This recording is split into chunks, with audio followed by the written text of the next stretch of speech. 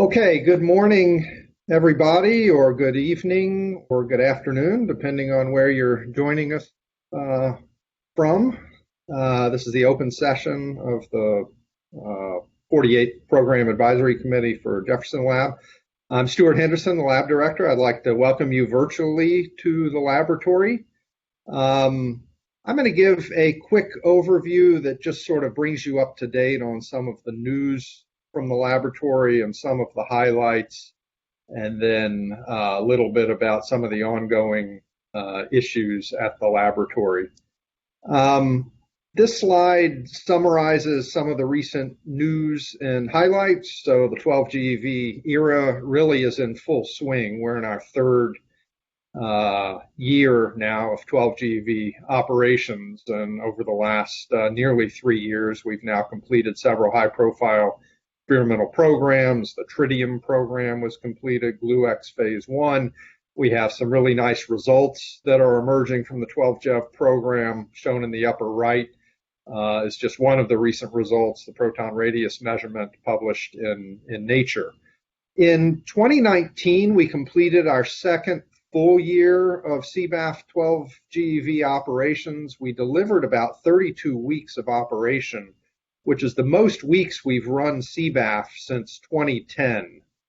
Something very important for us to be able to reach that milestone of more than 30 weeks of operation in a year. Reliability came in over the year at a little over 80%. We're in the third year of operation now. Many of you who've been closely involved with the program know that we encountered both reliability and gradient issues earlier in this year. We've formulated and have been executing a CBAF reliability and gradient program to address these operational challenges. And again, we're in our third year of that program.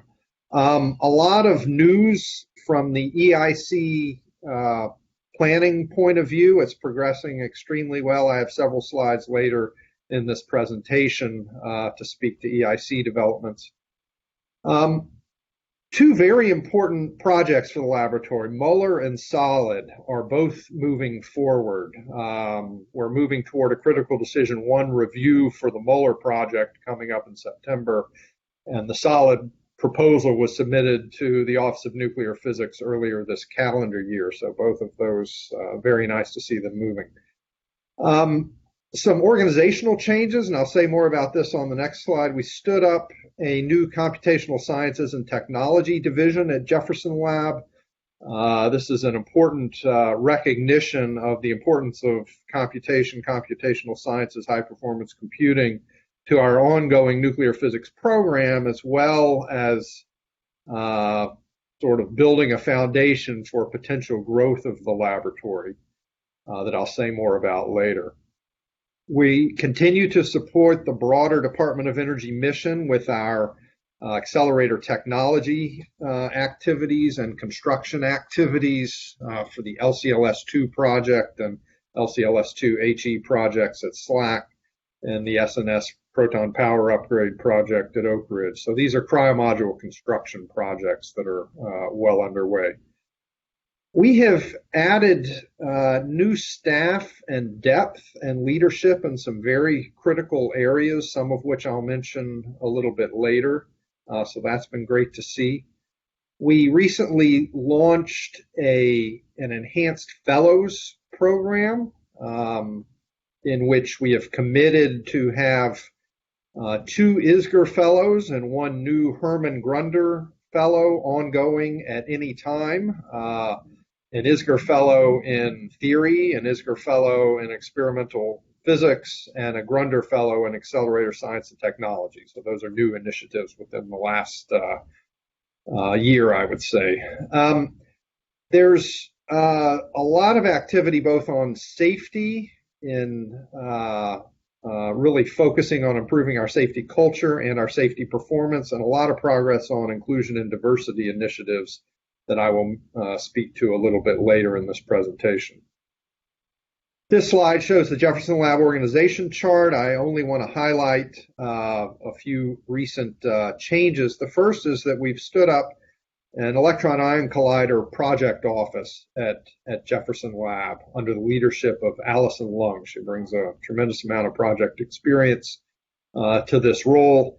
And this project office really integrates all the EIC activities directed at the EIC project at Jefferson Lab, and then integrates, of course, with the Brookhaven leadership as well in a way that I'll describe a little bit later. We stood up, as I mentioned, a Computational Sciences and Technology division. This is at the same level as the other S&T divisions at Jefferson Lab, the Experimental Physics Division, Accelerator, Theory, and Engineering. It encompasses both scientific computing and information technology. We stood up a Performance Assurance Office, and upon Mary Logue's retirement as the ES&H director, we successfully recruited an excellent ES&H lead, Steve Hoey, who joined the laboratory in January. You've seen this slide or versions of it in the past. We think about the future of Jefferson Lab and the vision for the laboratory really along three S&T thrusts or pillars. The first is doing everything that we can to support the scientific community that calls Jefferson Lab home, and that scientific program at CBAF. And what that means for us really is delivering on the 12 GeV scientific program. The second thrust really has an eye toward the long-range plan for nuclear physics and playing our role to support those long-term goals in nuclear physics. You can think of this as the principal pieces, the electron ion collider, but also here at Jefferson Lab, the LLER and SOLID initiatives, as well as other nuclear physics initiatives in artificial intelligence, for example. The third thrust recognizes the role that we play across the DOE complex in the technology solutions that we provide. You can think of this in terms of cryomodule production and superconducting RF, but it also involves large-scale cryogenics as well as other technologies. Finally, we've put a lot of effort into really upping our game in laboratory operations across the board to make sure that we have an efficient and effective support organizations here at the lab, really serving the mission of the laboratory. This next slide shows the growth in our user community at CBAF, and it's really great to see this growth. You can see over the last 6 years or so, just phenomenal growth of about 30% or so. It's been great to see, and you can see how this breaks down between domestic U.S. university users, the international community, and other users, which includes users from other national labs. And it's, I think a good recognition of the excitement around the CBAF 12 GeV program. And I think also looking ahead toward the electron ion collider, where Jefferson Lab is going to be obviously the home to electron scattering science that's headed toward the EIC, certainly in the U.S. Our highest priority has been on increasing the weeks of CBAF operations. So this shows a retrospective of weeks of operation going back going back 2 decades at this point. And you can see before the 12 GeV construction project, typical year, it bounced around a little bit, but it averaged about 32, 34 weeks of operation in a year in the early 2000s. The 12 GeV construction project came along, and necessarily the weeks of operation, of course, were reduced in order to carry out 12 GeV. 12 GeV construction project was completed in late 2017, and our goal since then really has been getting back to that greater than 30 weeks of operation in a year that was typical in the 6 GeV era. So we did deliver, as I mentioned, about 32 weeks in fiscal year 19. And our goal is to be able to reach, sort of steady state operation in excess of 30 weeks in the out years. We have an intentionally lower number of weeks of operation in fiscal year 20. And in fact, this is evolving as we adjust the plan due to COVID-19. but I do want to highlight the fact that we have had a scheduled accelerator down to replace a central and aging portion of our cryogenic system here at Jefferson Lab, the 2 Kelvin cold box that's been in the plans now for a number of years. Upon completion of our just recently resumed CBAF run in this summer, we will be shutting down for a long shutdown to begin and to complete that 2 Kelvin cold box installation, which will affect the weeks of operation in fiscal year 21. I mentioned COVID-19 already. Let me quickly summarize where we are as a laboratory with regard to the COVID-19 impact. So we transitioned to a so-called minimum safe operation in late March, as did really most all of the other Department of Energy national labs, at least science labs. We had an ongoing CBAF run at that point. In fact, we had only 6 weeks remaining in our run. So, but nonetheless, we had to terminate CBAF operations, obviously. Staff then transitioned immediately to remote work, with more than 80% of the staff working productively from home. We kept a core crew of between 20 and 50 staff members on site, depending on what was happening on a given day, to respond to issues as they arose and to ensure security of the site.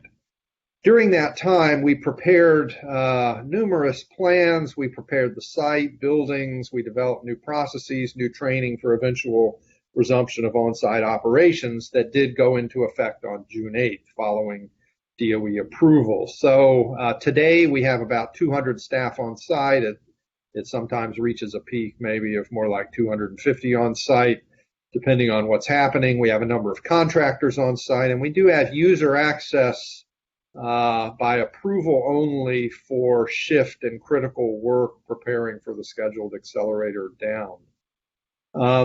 We restored CBAF throughout the month of July and transitioned to the CBAF experimental run just within the last week, 10 days or so, to complete the 6 weeks remaining of the FY20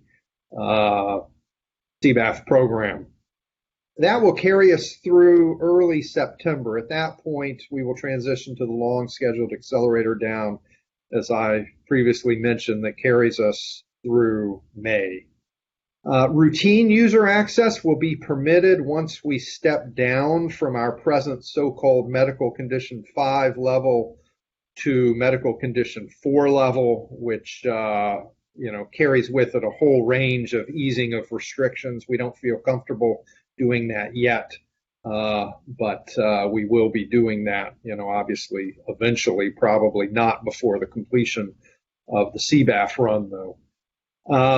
We've had 3 staff members with confirmed COVID-19, 2 of whom contracted COVID-19 during the remote work phase of the lab, so they were not on site, and a third who did contract the virus did come on site, and we did contact tracing for people who were potentially exposed, and that goes back a few weeks at this point. Let me say a few words about the electron-ion collider. Certainly the largest news for our field within the last year. Fantastic news for nuclear physics. That Critical Decision 0 was approved in December of 2019. In January, the department announced the site selection at Brookhaven National Lab to host the EIC. There were from the Jefferson Lab point of view, there were 2 key messages that were delivered, both in an in-person town hall meeting, a picture of which you can see in the lower left-hand corner of this slide, that took place a few weeks later in late January, and also repeated at the INSAC meeting in early March. One from Tim Holman, in which he described the DOE Office of Science view that the project should be carried out as a full intellectual partnership between both Brookhaven and Jefferson Lab teams, and other potential teams, other collaborators who are brought on board. So that's a great message. And then secondly, from Steve Binkley, Principal Deputy Director for Office of Science, that SC is looking to strengthen the smaller and single-purpose laboratories to be more multidisciplined. Jefferson Lab is one of those smaller single-purpose laboratories.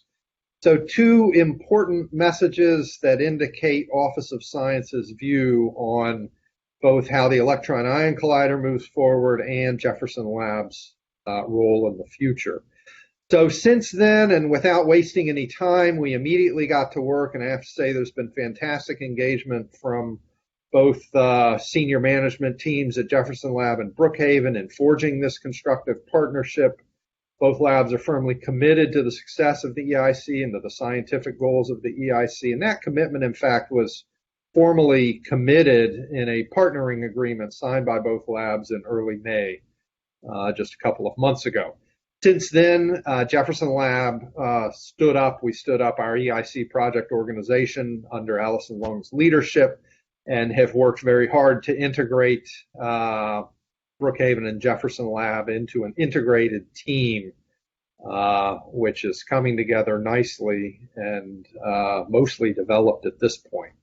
So this slide, in fact, shows just sort of the highest level organization that makes very clear this integrated approach. So this is the Electron-Ion Collider project organization chart at the highest level, with Jim Yeck as the project director, Diane Hatton as the EIC project manager, Ferdy Villicke as the deputy project director and technical director. You see the incorporation here of Allison Lung as the deputy project director for the Jefferson Lab partnership, Rolf Ent, who together with Elke Aschenauer are working very closely, really hand in hand, leading the experimental program development in a very effective way. Andre Seryi brought in as the associate director for accelerator systems and international partnerships. So, you know, this is a great beginning and really sort of sets the foundation for this very collaborative partnership amongst the two laboratories to ensure the success of the EIC. Jefferson Lab intends to play lead roles in obvious areas, you know, you would imagine in the experimental program and detector systems, in the accelerator areas where we have core expertise, such as superconducting RF, cryogenics, electron source polarization, and so on and so forth, as well as our project management roles to support all of this effort, and other technical areas as well, where we're working very closely in the interaction region, electron storage ring, and so forth. So this is getting built out really as we speak, as a work in progress. We expect to really be completed within the next couple of weeks. What does this mean for the 12 GeV program? First, I want to emphasize, as the PAC is very well aware, that we have a long program ahead of us to really get everything out of the 12 GeV investment that was originally envisioned. PAC in the executive session saw a version of this chart already this morning. This is the PAC approved experimental program that's rack up of experiments already on the books, showing the total, showing those completed, and showing those that are remaining. This is more than a decade-long program that is already on a firm planning basis. If you just look at Hall A, for example, which has these two major MIE projects that are in the planning phases, the Muller experiment, followed by the SOLID proposal, hopefully at some point soon, an MIE project in its own right. And you can see how this lays out in Hall A. There's the SBS program taking shape over the next few years. There is construction of Muller and installation. There's the Muller experimental run itself. There's SOLID construction and installation, then the SOLID scientific program itself. So the point being that the Jefferson Lab 12 GeV program has a very important runway ahead of it that leads into the 2030s. It's also interesting to think about the role of CBAF even in the EIC era. So CBAF will be the prime facility for fixed target electron scattering at the luminosity frontier, even in the era of an EIC. The luminosity that's accessible in fixed target is really enormous. And there's a special role for the science where one needs those very high luminosities. Although it's not really entirely fleshed out, I have to say that we do have a planning activity ongoing now to try to flesh out some of the details of what a complementary CBAF program would look like in the EIC era, an activity that is ongoing as we speak. I've mentioned molar and solid several times already at this point, but just to provide a little more detail on molar, Critical Decision Zero was approved in 2017 and sort of went into hiatus at that point, awaiting a better funding outlook. We have a better funding outlook now, and the department's been very supportive in moving molar forward. We recruited successfully Jim Fast from Pacific Northwest National Lab to join Jefferson Lab very recently to lead the molar project as the project manager. We are preparing for an OPA Critical Decision 1 review of molar September 22nd through 24th. So this is a critical stage for the project. The project is in excellent shape, and we're really looking forward to moving molar forward. Solid, there's been a lot of activity on the solid front, and kudos to both the molar and solid teams really for bringing these initiatives to this point. A proposal was submitted to the Office of Nuclear Physics early this calendar year, and within the last several weeks, we have worked with the department on the scheduling of a science review for March 8th through 10th of 2021 for solid. That is an important step toward moving that toward a Critical Decision Zero. So again, very appreciative of the program's support and enthusiasm for moving forward on both of these very important initiatives. I want to say a few words just very quickly about two really key themes here at the laboratory. One is in regards to safety, just kind of letting you know some things that are very much top of mind for the laboratory, certainly at senior leadership level and really across the organization. We've had a number of very difficult and serious near misses last year. One, an extremely serious electrical shock that caught the attention of the Department of Energy's Office of Enforcement, who in fact was just here this past Friday to assess our progress and to deliver their set of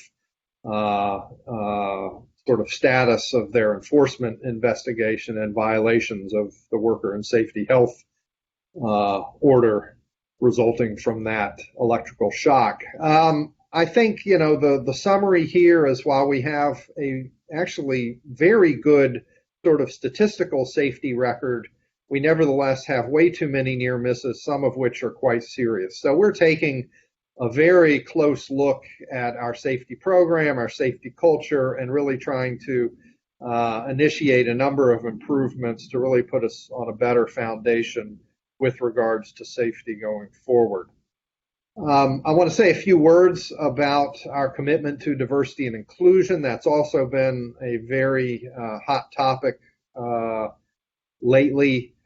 We've put a lot of effort in the last several years into understanding better our diversity and inclusion culture here at the laboratory. We completed a survey in January with very good participation among staff, and we even made it available to the user community and got pretty good participation across the user community as well. The results of that survey were just disseminated last week, in fact, to both staff and users. We successfully recruited Stephen Uwaje, who joined Jefferson Lab just about 10, 12 weeks ago, as our first full-time D&I program lead. So it's great to have Stephen on board. He brings a tremendous amount of energy and enthusiasm for this topic. It's been a real pleasure to work with.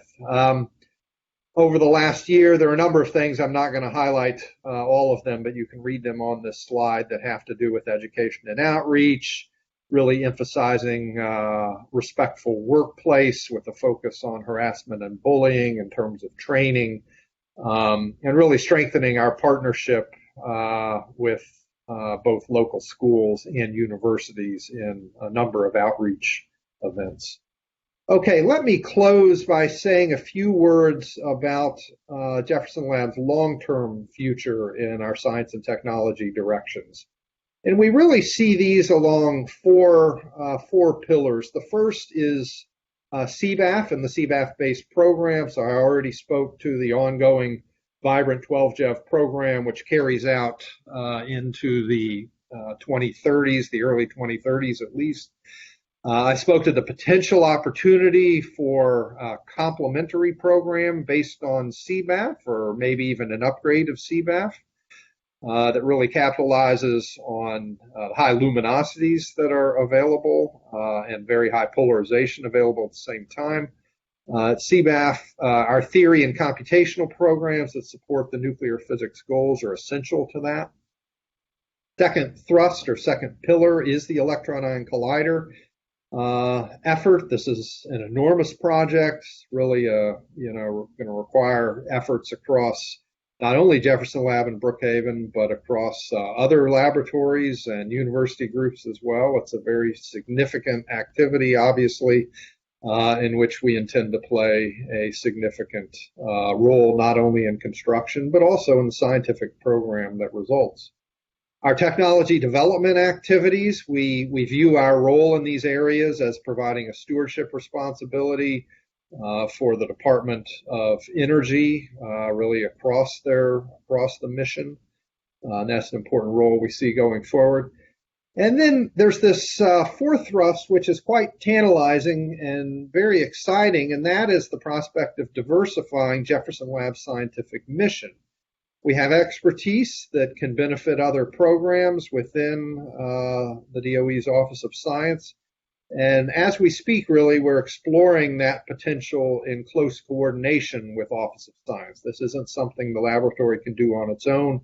It has to be done in very close coordination with SC leadership, and that's ongoing right now. So finally, in closing, let me just summarize by saying the lab is in very healthy shape and in a strong position moving forward. We've got a very exciting program ahead of us with 12 GeV, and our priorities are very clear: ensuring that the 12 GeV program is successful, that we support the user community in every way we can, that we're moving the EIC forward aggressively in close coordination and partnership with Brookhaven National Lab, that we're exploring those potential areas of scientific diversification.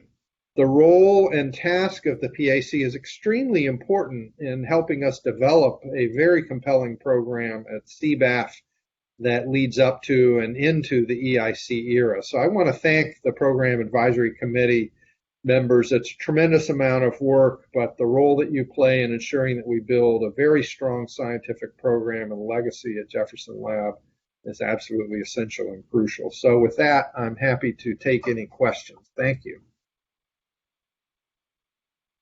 Thank you very much, Stuart, for this introduction. Are there any questions from PAC members directly to Stuart?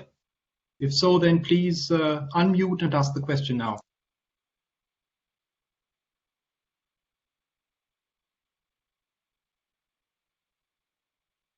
That doesn't seem to be the case. Then I would suggest that Bob McCune continues and gives his presentation. Thank you, Stuart.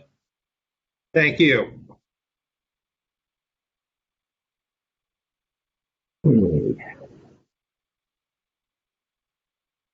Good morning. I got rid of share my screen. Yeah.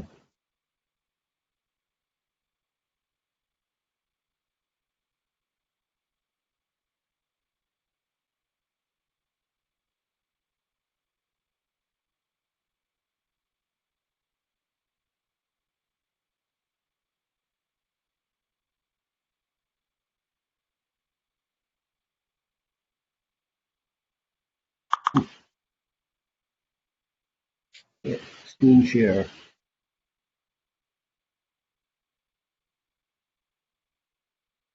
Oh yeah, it's over there. Hang on. Almost there.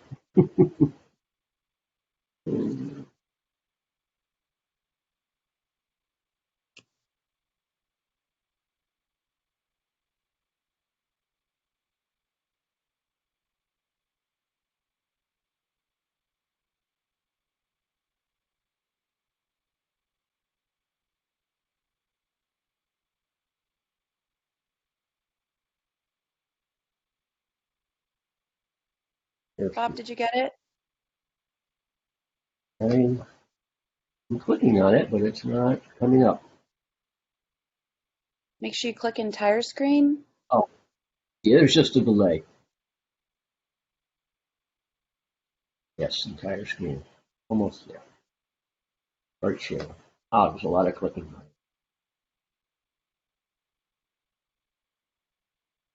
All right, we've got your screen up. Okay. Make sure to click hide on that bar that's at the very top.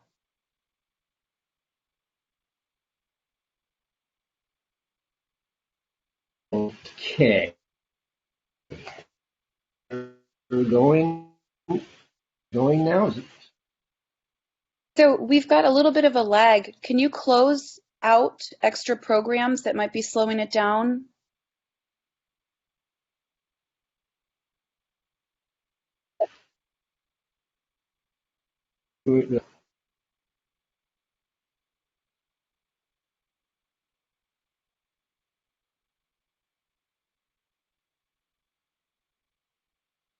Can you see them? I see you and I see your talk up. Make sure to click hide at the bar that's at the very top before you go full screen. Yep. Did it, and then yeah. How about now? Does that look good? Yes. And then go ahead and go full screen and we're good to go. Beautiful. Okay. I think it is, yeah. Okay, so this is, I'll try to be brief and keep us on time. This is pretty much the same as what I presented last year at PAC 47 regarding the ground rules and issues associated with the PAC. This is the table of approved experiments. There's a total of 76 in the program. Approximately 25 and a half have been completed and 50.5 remain in the program to be run. The 25 and a half is 14 fully completed and 21 partially completed experiments. These are the PAC days, and you can see at the bottom, actually, that we've, the last two rows, that we've completed quite a few PAC days, and there's quite a few to go. We think it'll take the better part of a decade to complete this program as it is in the chart. And that includes, these numbers include 167 PAC days completed in FY20 today. So.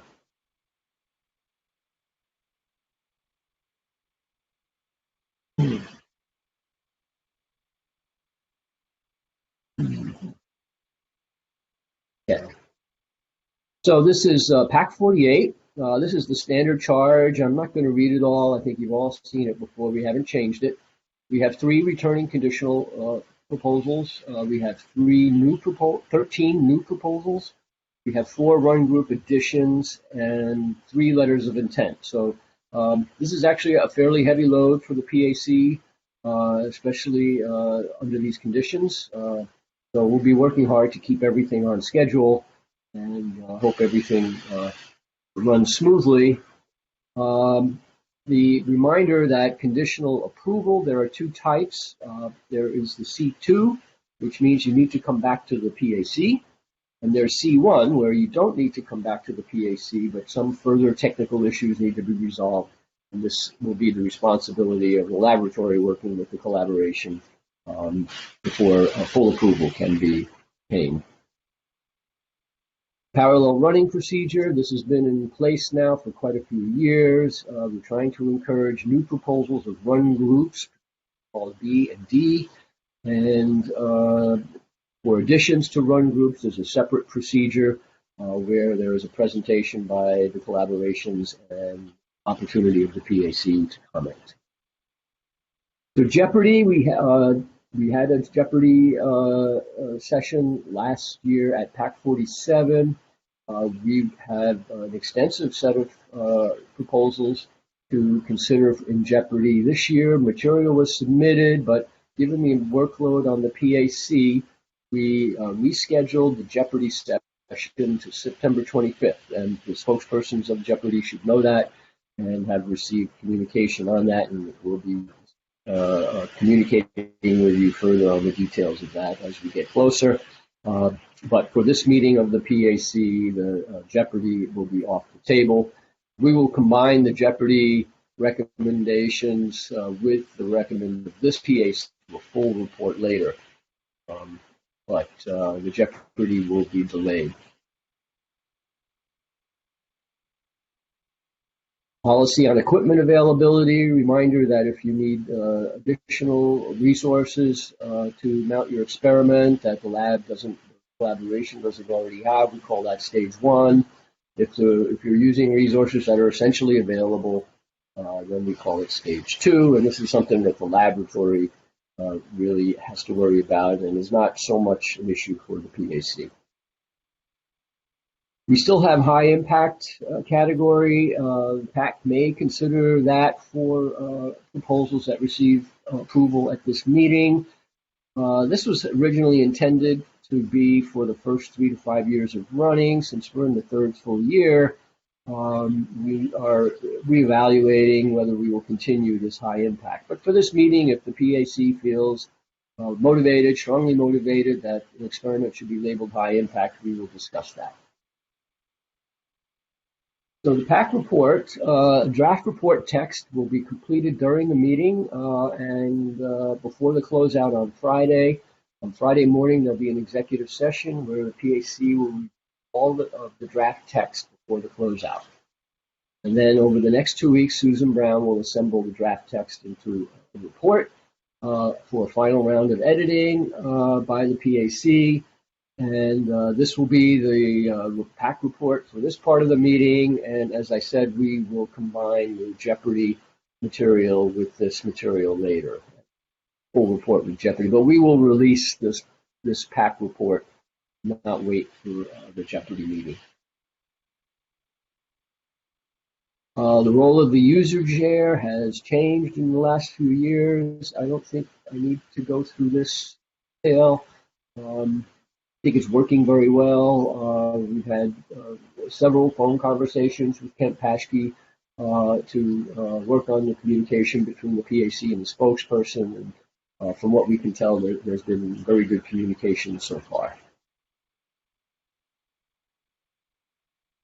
And communication with the PAC, reminder to the spokespersons that your proposal is as submitted, and you will have a chance to present and discuss with the PAC.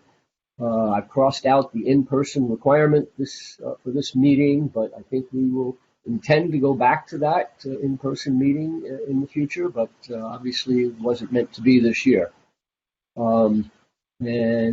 So continue communicating with the reader and during the meeting, that's fine, to resolve any and all issues. And reminder that the TAC and theory reports are not public documents and should not distribute them further. So here are the 3 conditional proposals for PAC 48. I'm not going to discuss them further, except that C12-19-002, lambda hyperhydrogen, would be stage 2, and the other 2 would be stage 1 if approved. These are the 13 new proposals, and again, I don't have time to discuss them in detail. 3 of them would be stage 2 if approved, and all the others would be stage 1 if approved, or at least our assessment at this point. So we have a lot of work to do this week. This is quite a list. Parallel running additions are listed here. There will be presentations from halls B, D, A on these parallel running additions. Letters of intent, we have 3. and there will not be presentations, but the PAC will discuss them and provide feedback on all three of these elements.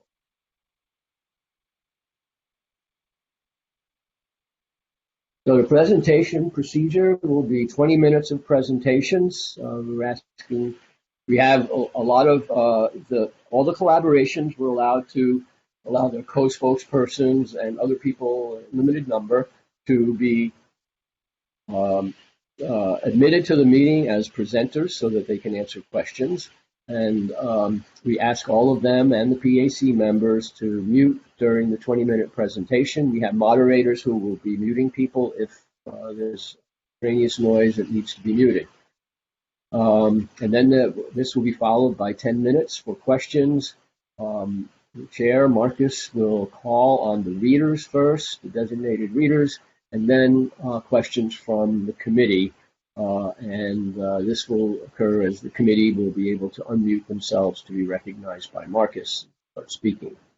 The presenters for each of the collaborations will be allowed to answer questions. In an exceptional case, we could try to refer to an expert in the broader audience in the attendee list, but that, obviously is logistically not so easy. So hopefully all the questions can be answered by the people who are listed as presenters and in the presenter list for the sessions. Hopefully this will work smoothly, and we know it's a limitation at some level, but we ask for your patience and perseverance, and hopefully we get through this in a way. That's all I have, and so I'm happy to try to answer questions if there are any.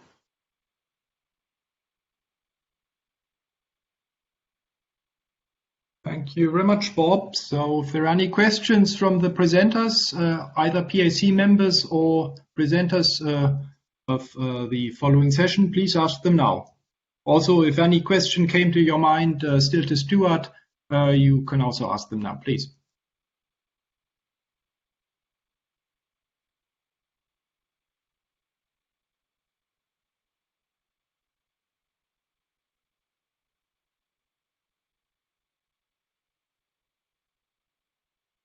That doesn't seem to be any question. That's also fine. So the presentations of today's proposals will start on the full hour. Let me maybe make a general practical remark to the presenters already now, since we have a little time. You will have 20 minutes for your presentation, and then there's 10 minutes for the question and answer session. I will give you a warning after 15 minutes that you have 5 minutes left. Now, unfortunately, I can't wave at you, and I can't rattle with a piece of paper, so I will have to be sort of rude and just unmute my microphone and while you speak and say 5 minutes left. I realize that's not very beautiful, but it's the only way we have to give you a sense of the timing.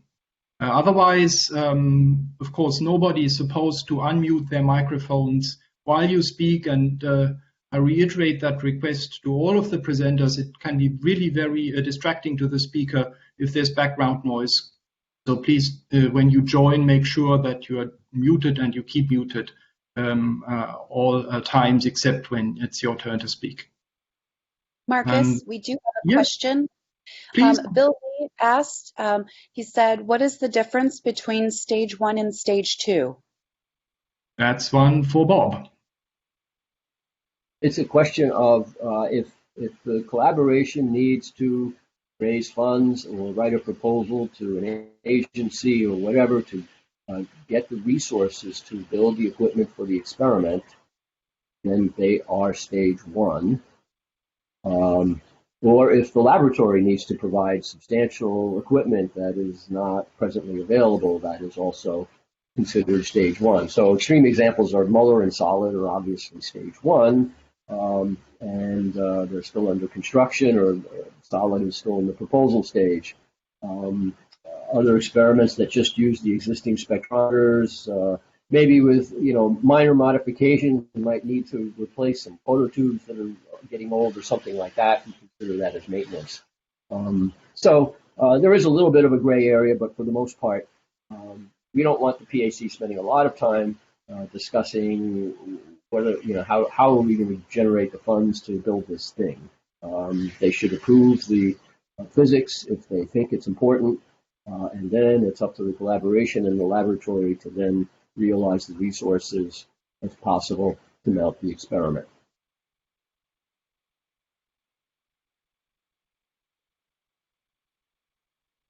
Thank you. Thank you very much. Is there any other question from the PAC, the presenters, or if there's any question in the audience, you can type it into the Q&A box. Let me just announce that I think all the PAC members have made it into the presenter area. If any PAC member is still having trouble, please contact Lorelei and she will help you. But I think we have everyone now, as I can tell. I have 2 that I'm working on right now. Okay. Still 2. Okay.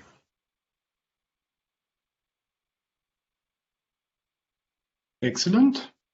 So, Bob, correct me if I'm wrong. We now seem to have 19 minutes of a break until we start with the first presentation of a proposal. Yes, at 11 a.m. Eastern Time, we'll begin the first proposal presentation by PRAD2. Very good. And thanks everyone for their contributions to this session. And please dial in a few minutes before 11 so that we can start really on time afterwards. Thank you. Since we have a minute, let me make a note. So what the plan is that people who will do presentations on any given day, we will send you an email so that you can connect and practice sharing your screen during the executive session before your session. And so we will send you the email instructions on that day by day. So we did that today for the Monday presentations. Hopefully all will go smoothly because they all practiced. And we will be doing the same on each day. So you can expect to see those emails with instructions on how and when to connect and practice sharing your screen so you can be efficient. Okay, let's go into the break now and see everyone in 17 minutes. All right, I'm going to stop broadcast.